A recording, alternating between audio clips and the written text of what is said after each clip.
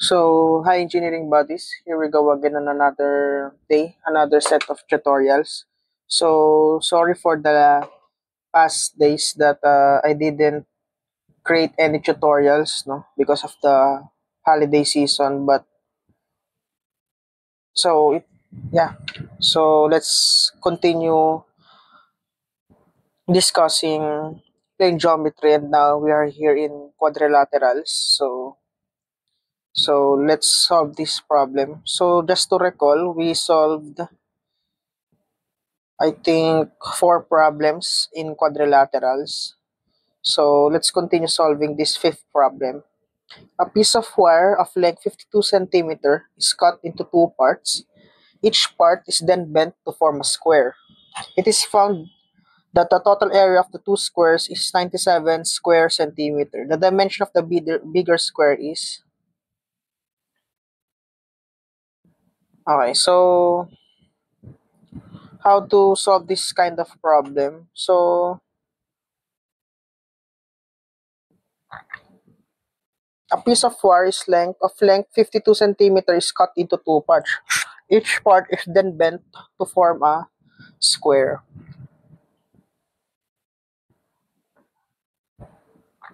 It is found out that the total area of the two squares is 97 square centimeter. The dimension of the bigger square is...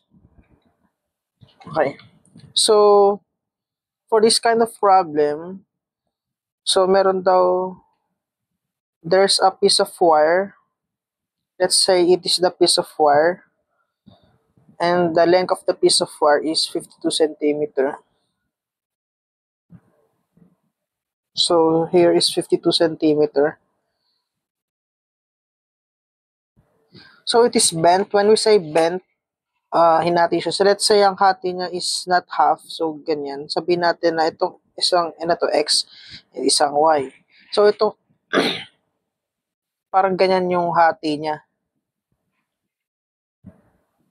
O kahit di na natin pangalanan yung dalawang hati. Let's say may hati tayong ganyan. Ito si A. A na lang. Tapos ito, 52 minus A. So, do sa A, sa bent A, let's say ang side ng square niya is X.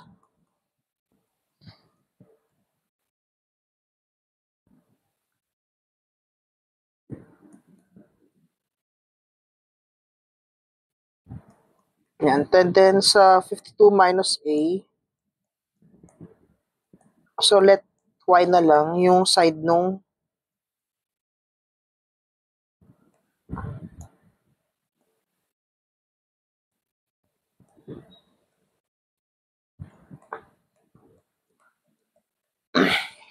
okay. Next. O di bali alam natin na since ito ay X, so yung perimeter niya is 4X. So sa perimeter nito is 4Y. And then alam natin na 52 yan. So pag pinag-plus natin, 4X plus 4Y is equal to 52. So to simplify, let's see if the 52 is divisible by 4.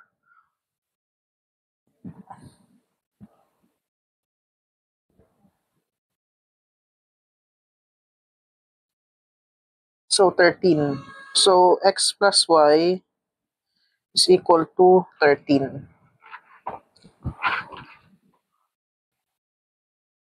And then, kuha lang tayo ng isang value, X is equal to 13 minus Y. So, saan ba natin magagamit yan? Magagamit natin siya. Sabi kasi, total area of the two squares is 97 square centimeter. So, sabihin natin na yung area ng square A plus yung area ng 52 minus A na square is equal to 97. So, ano ba yung area ng square A? Di ba ang area niya yung X is X squared? So, X squared. Pero alam natin na yung X is 13 minus Y. So, 13 minus y squared plus yung area ng 52 minus is y squared is equal to 97. So, makakasolve tayo ng y dito. So, para sure, pwede nyo siyang expand. Expand nyo na lang. Pero since may gamitin na natin, i-maximize na natin yung paggamit ng calculator.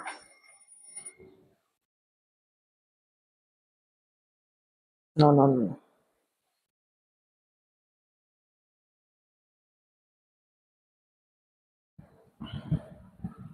Sabi dito, dalawa yung values, isang 4, isang 9. So, y1 is equal to 4, y1 is equal to 9. So, balikan natin to. So, ang x1 natin is pwedeng 13 minus 9, which is 4.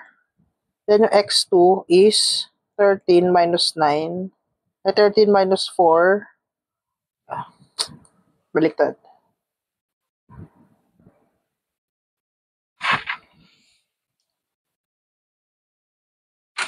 Minus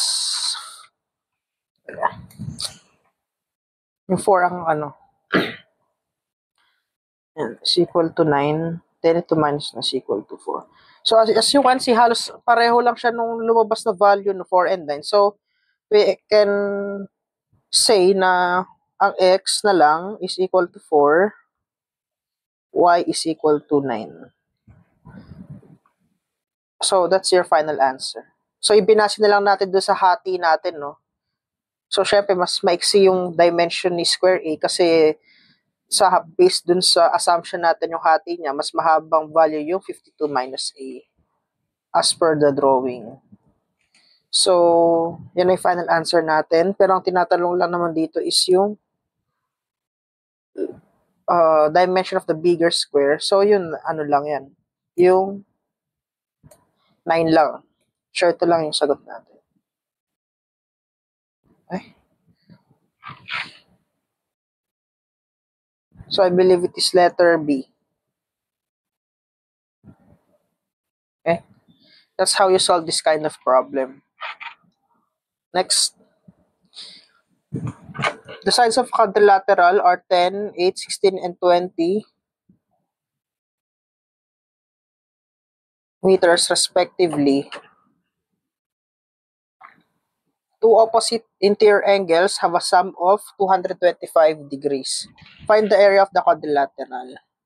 So, balikan lang natin itong formulas natin. For the parallelogram, area ng quadrilateral, yan. So, for the general quadrilateral, since given yung apat na side and sum ng two opposite angles, ito yung gagamitin nating formula. So, itong mahaba na to. Okay?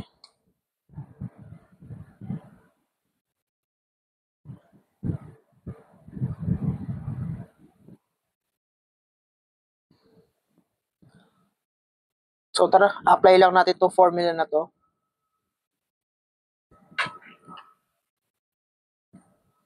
So, area ng general quadrilateral is square root ng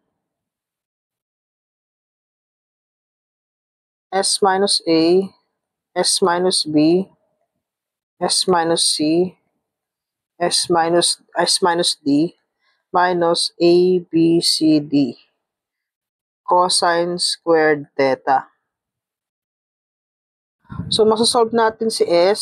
Si S ay A plus B plus C plus D all over 2. So, ano ba yung AB plus A plus B plus C plus D? Ito yung sum lang ng sides.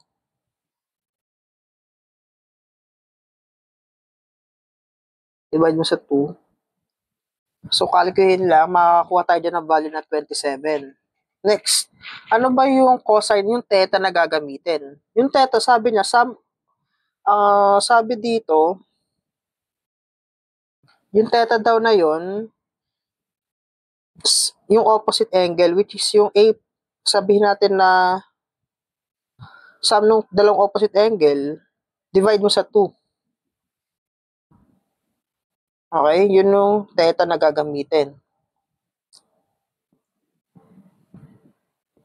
So dito, meron dito na interior angles na 225. So i-divide mo lang siya sa 2. So yan na. 112.5 degrees. So base sa value, direct substitute mo lang siya dito. So area is square root ng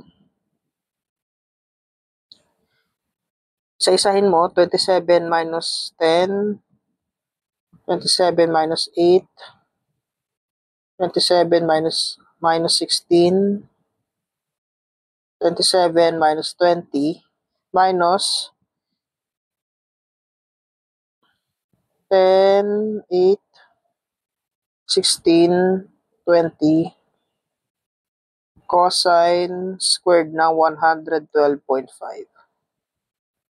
So, medyo mahaba lang siya pero madali lang siya kasi direct sub lang, no? So, makakuha tayo ng value din ng area. So, calculate natin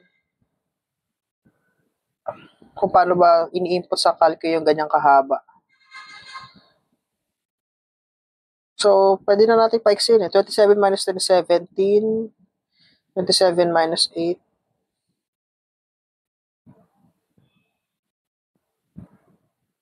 7 minus 16. 7 minus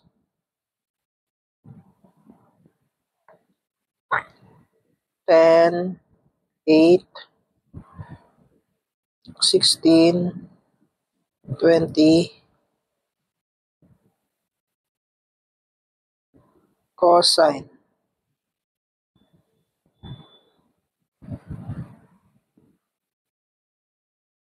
Weird. So, 145.33.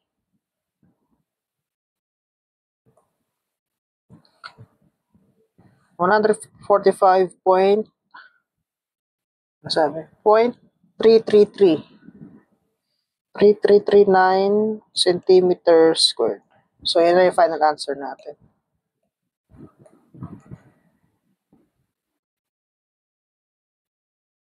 And then, sa choices, siya ay letter B. So, direct substitution lang, no? Basta huwag lang kayo malito kung ano ba yung S, which is the semi-perimeter, ano yung theta na gagamitin, etc. So, for more engineering tutorials, please like and subscribe to my YouTube channel and hit the bell button para updated tayo sa mga future pa nating tutorials. So, meron pa tayong couple of problems with quadrilaterals. So, yeah, let's keep learning and padayon engineers.